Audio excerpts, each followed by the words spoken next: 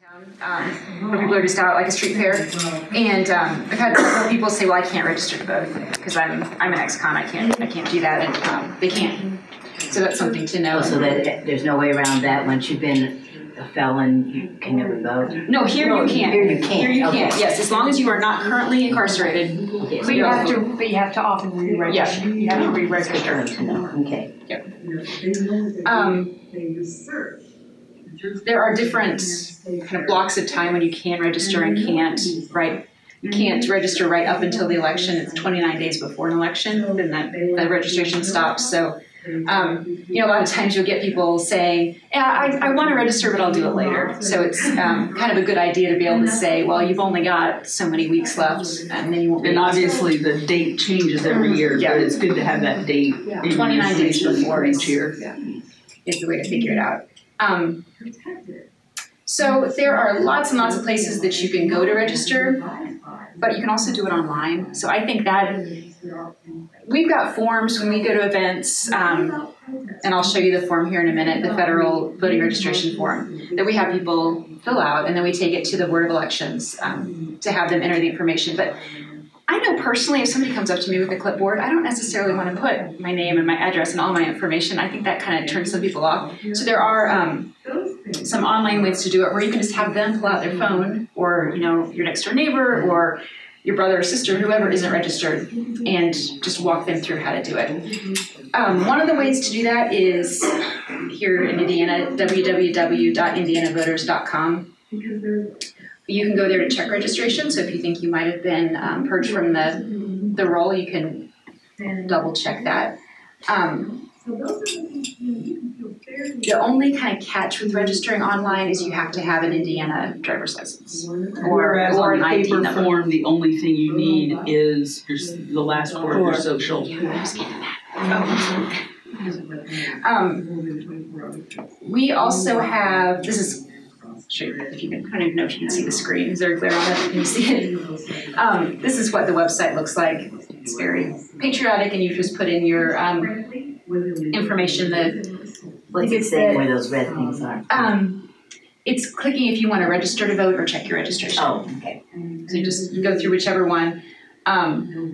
This is what it looks like on a phone. So they've got a phone app, so it shows up on a phone really well. We have, Indivisible has a link through TurboVote, so that this is just another way to register online.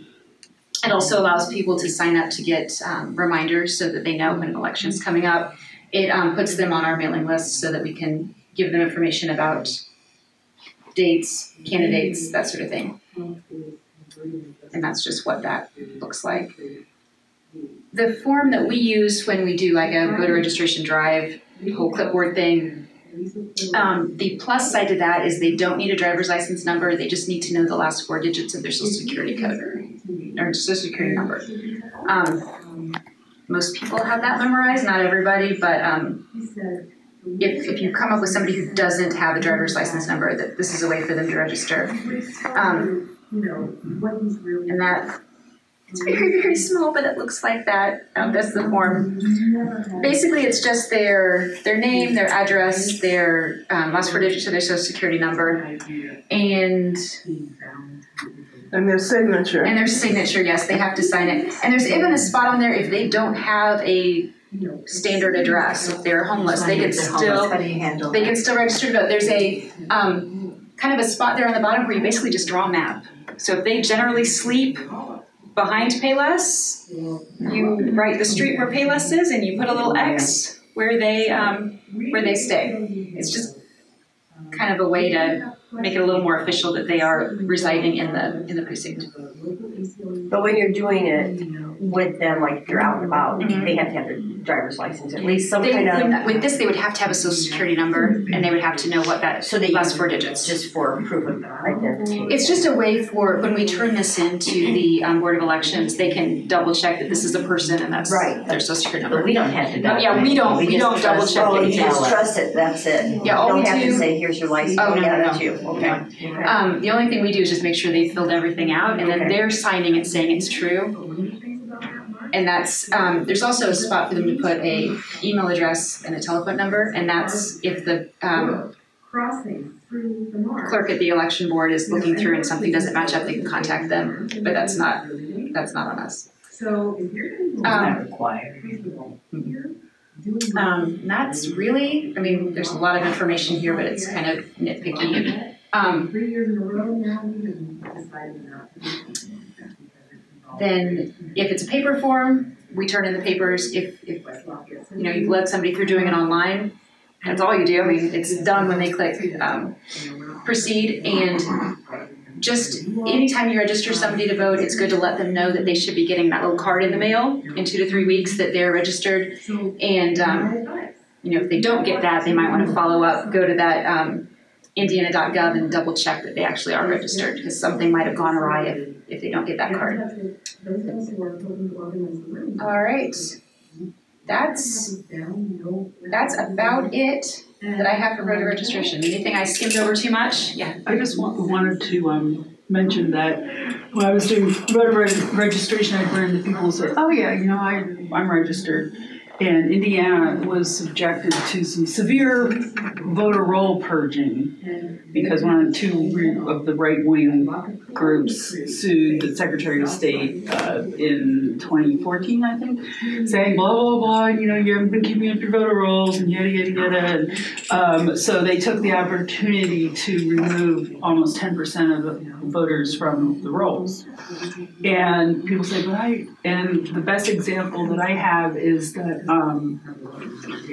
in a church listserv, I had said, voter registration, blah, blah, and I said, double check, you might want to double check. And there was 2 different couples who, this is Marion County, so they have to vote in a specific place, unlike Tippecanoe, but they had lived in their house, their respective houses, for X number of years. They had voted in the same voting location for X number of years, and in each couple, one person was purged and one person hadn't been purged.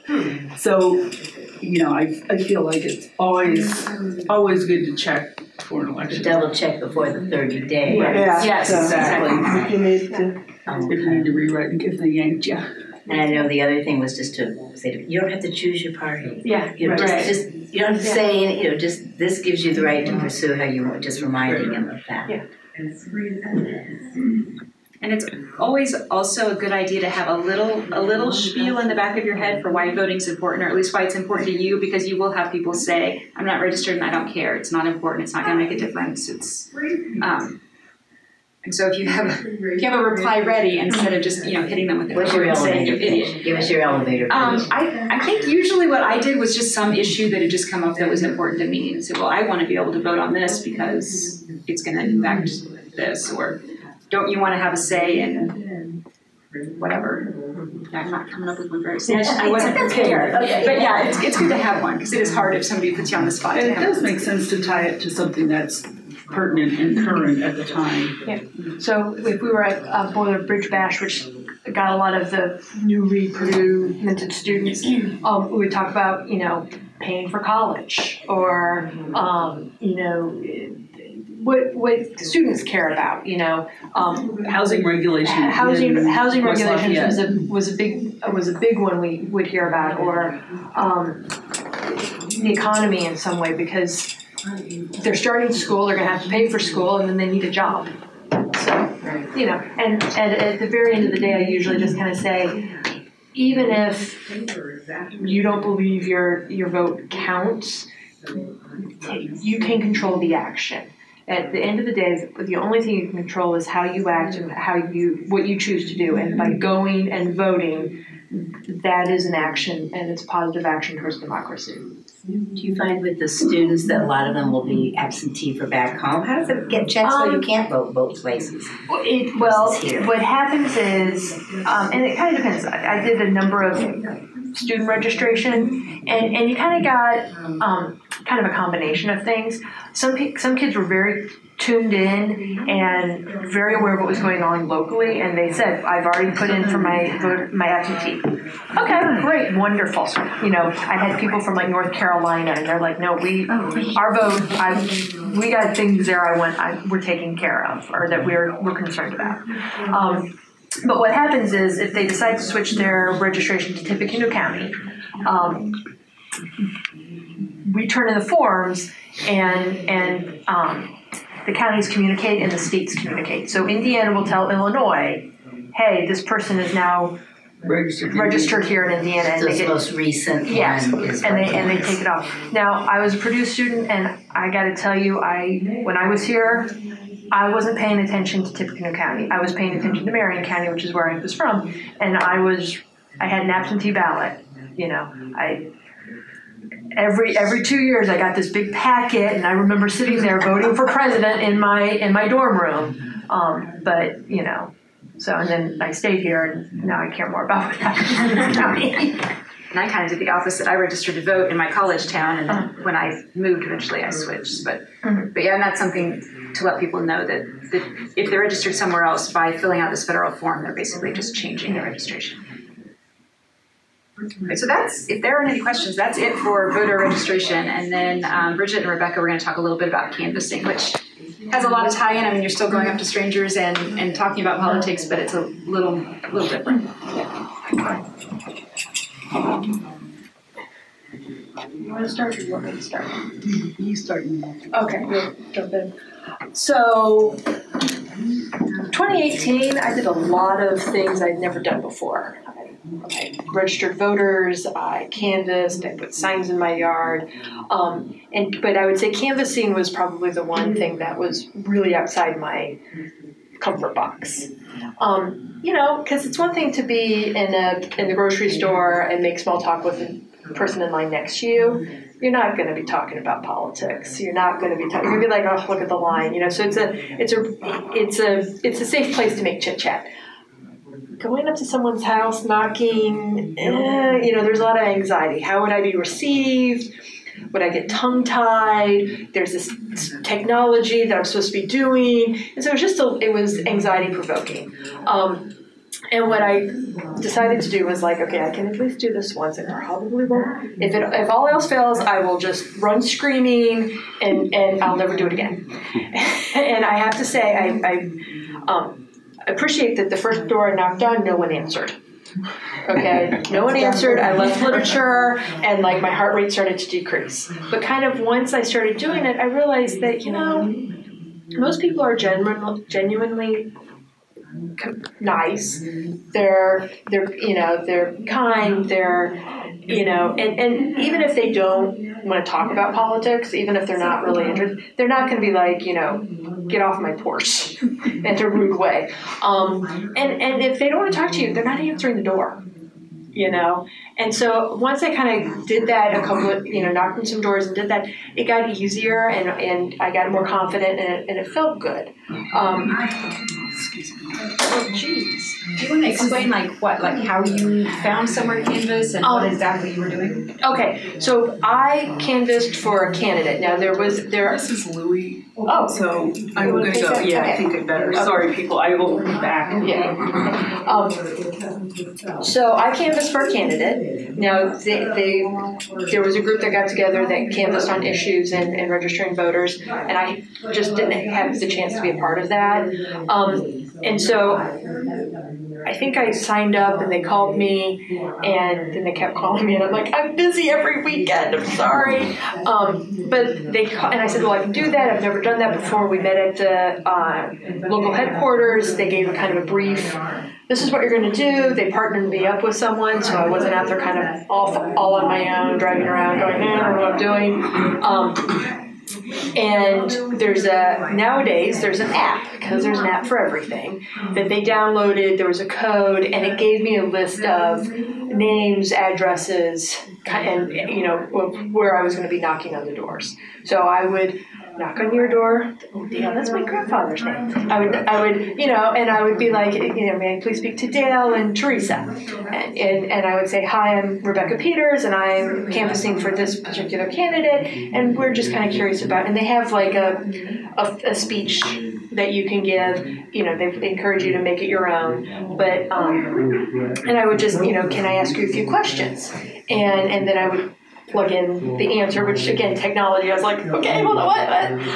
And then I had literature, so I would, give you some information to keep and for you to think about, especially when I was doing it was in the summertime, so there was a lot of, I'm really kind of undecided, I really like that, I don't know, kind of a thing. And then that information went to a database, it's the VAN app.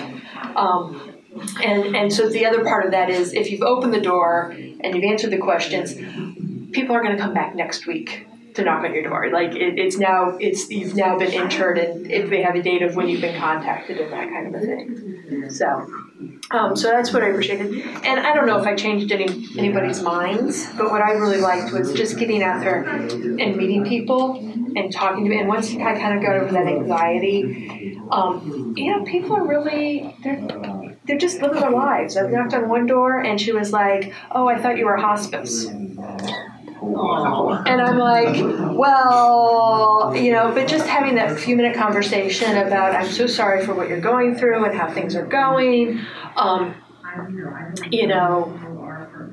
and just having that moment was really thoughtful. I don't think I ever talked about the candidate in that one. Another woman was like moving, and so I gave her like voter registration so she could change her residence address. And so it was a fun experience, and I would definitely encourage people to get out and try it, and definitely get outside your bubble, get outside that comfort zone and try some things. Because I figured worst case scenario is I would do it for an afternoon. And if it was horrible, I was never doing it again, and it wasn't. So. Was there a list that you get? Because I think you're talking about on issues or on candidates. Is there a list we can get where just people that aren't? Is there a list of non-registered voters? I don't know if there's a list of non-registered voters. That's where the voter registration and issue canvassing, I think, came in. And so they didn't use anything from any of the parties. And I don't quite know what their metrics was, but they went into neighborhoods and just started knocking on doors. So I want to know if you're registered to vote. Yeah, would you mind taking a few minutes to fill out this, answer these questions about issues? And I went to the town hall after all of that. And what I found really interesting is the issues that they started finding were, I wouldn't have thought of that, because a lot of them had questions about renters' rights.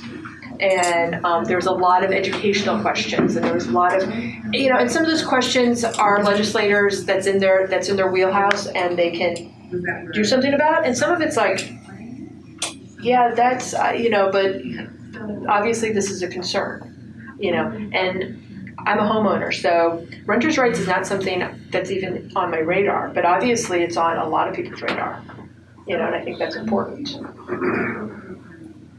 So I just told them how awesome canvassing was. Do you want me to reinforce that? If you want.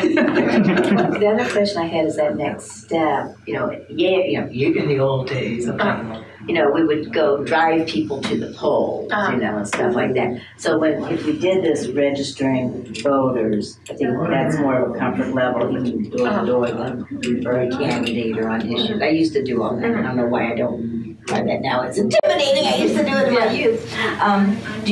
Do you press or suggest, or is there a way to say, how about if we send you an absentee ballot in case you can't go? Because I think, what was the percentage of people registered that actually voted last time? And it was much higher. It was much higher than the last midterm, but it was still 47%. Yeah, and so I think that, I don't know if that was Tippecanoe County or statewide, but the number I saw was 47%. That's a big focus. We can get them to vote. How do you make them do the next step? So is that something where we should, just something to think about, is, can we get you so I can send you? I saw the packet for absentee for somebody. Yeah, it was kind of intimidating. Yeah, I think Ezra made a great point about how Indiana's not red or blue. We're non-voting. And so I think it's that grassroots of talking with your neighbors and communicating and just what are your concerns and how can we help you get. So I think it starts there. I do think now. I know there's a push, and I would support this. We want voting to be easy. I was in Germany during their election. Okay, it was great. It was on a Sunday. Okay, it was on a Sunday. The polls were open from like 8 to 6. There was no exit polling. There was no talking heads. We think so. There was none of that. It was like quiet. I went about my day being a tourist. It was great. I was so excited. Did you vote? No, but I was really kind of like, great. And then like at 6 o'clock or 7 o'clock, I don't know, sometime in the evening, they had this national like TV, you know, all the channels went to the announcement and they announced what the results were. And Angela Merkel stood up and spoke a few words, and someone else spoke a few words, and And honestly, CNN kept going. Like they were done in an hour. They had done their thing, and they're like, "Okay, thank you." And CNN kept going and talking about it. But it was like we want to make voting easy. So having early voting, having multiple places to vote. But I think also Same day registration. Same day registration. I also think it's about easy access. And the truth is as there's really minimal restrictions to vote absentee. And Tippecanoe County is great. Yeah, Because we don't know how you good can we go, are. yeah, I mean, compared to Marion or any Oh, number yeah. of other counties. I mean, that's, and I know you guys aren't in Tippecanoe, but, you know, and that's one thing that when I was canvassing and registering people, that's the point I made. I said, you know, you live in one of the most accessible voting counties in the country. You know, you get a week or more of pre-election day voting. You can go to the grocery store. You can, you know, you have no excuse. Yeah. Yeah. But my brother lives in Arizona, and he's on the official absentee list because he travels a lot. So he doesn't have to re-sign up. They just send him his voting packet. He's like, I don't even. I'm like, well, you know, from November 6th. Oh, he's like, oh, that's when it is. He's like, they'll just send it to me and I just mail it back.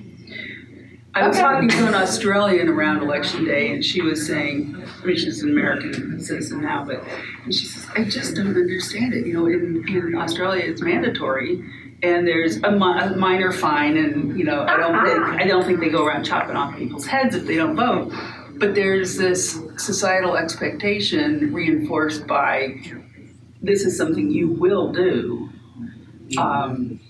You know, sort of like I feel that organ donation should be opt out, not opt in, and you know, that kind of thing. But we have what we have, and the system will change only slowly. Well, and I also think there's a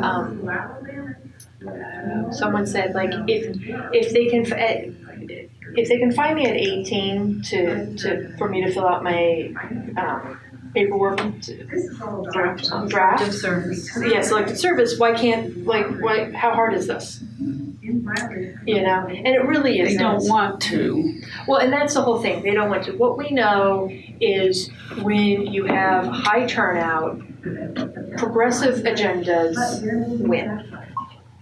That's something that Ezra was basically Yes, saying. when we have voter turnout, you know, progressive agendas win. The other stat that I saw somewhere, and asked me to quote it, I don't remember, but they were talking about, it was an NPR podcast, but they were talking about, they don't like using the year of the woman, because the truth is since we got the vote in 1920, we show up to vote. Dale. I don't know. I have the feeling that if he doesn't vote, his son will. Make him Take him out to yeah. Yeah, but you know, but it's like one of the statistics was women show up to vote, and so it's kind of like, okay, well, how do we get everyone else to show up to vote? And I remember, so my grandmother, who's been gone for a number of years, but she was the precinct head. You know, my mother and her siblings remember, you know, like go play quietly because she was making phone calls. She was calling households going, you know, the vote's coming, you know, what do you need, what's going on, what's it going to take, you know? And so it's getting out there and doing it. And I found, do you want to? Yeah, go ahead. One thing that I found, especially once early voting had been underway for, you know, a few days, I suddenly realized I'm not comfortable going up to people and saying, are you going to vote? Because if they already voted, you know, and so at that point I shifted my tack a little bit and said, you know, have you voted? And then they would say yes or no. And if they said yes, I would like yell congratulatory to them. And if they said no, I'd say, well, you know, your nearest polling place is such and such. Are you going to, do you plan to vote? Going to the grocery store anytime soon? Do you plan to vote? And we had some interesting positive encounters. I think in the canvassing that I did, I had only one truly negative encounter, and it wasn't mean, it was very pitying. It's weird. But, the guy said, essentially, I'm so sorry you don't realize the truth. I'm like, hope it works out for you, pal. But we had people really appreciate that we cared enough to put our feet on their sidewalk. And some of them were like, oh, it's just so nice to hear from you because in my neighborhood everyone is, Donald Trump, Republican, blah, blah. And then you want to, maybe that's true, maybe it isn't, because they may not talk to their neighbors. So, we had good experiences, and I think that probably we did convince, not so much convince, but nudge a few people to get to the polls who might not have, So we were able to, say, this is why we think it's important, Yeah. And what And I was very reluctant not because I'm shy, but I hate it when people come and knock on my door. I just hate it. And so I was, sort of in that do unto others as you would done unto. It's like, oh, I shouldn't be knocking on people's doors. I hate getting people knocking on the door. But once I kind of forced myself to ignore that, and that helped, because it's true. They don't, if I don't want to answer the door, I don't answer the door. If they don't want to answer the door, they don't have to answer the door.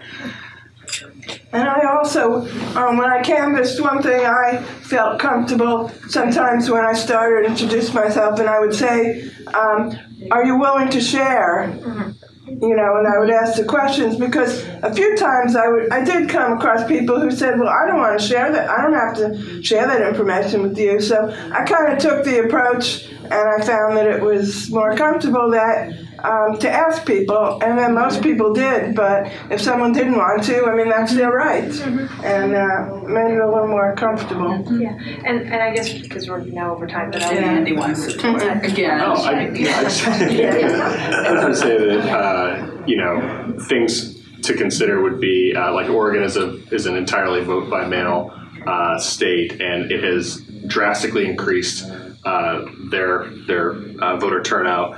And Indiana, with polls closing at 6 o'clock, really early, you can always count on Indiana, right? 6:01 coming from the election desk, called for Republican. I wish we were talking about Germany. Germany doesn't have 4 time zones. And when you mention mandatory voting, it's something that hasn't really gained traction in the United States. But one important caveat of that is academic research has shown that if you provide voters a none of the above option, they love that, and they are more likely. And I think that, in all honesty, there were a lot of people that probably would have shown up to vote, to make a protest vote, because it's different than not voting.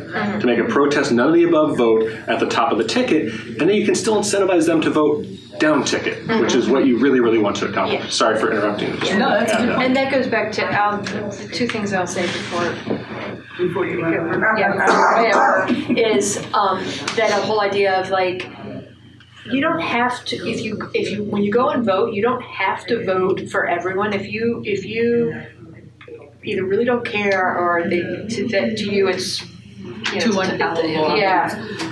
You don't have to. Like you can, and that's an option. The other thing I will say, and this kind of struck me at the Boiler Bridge Bash.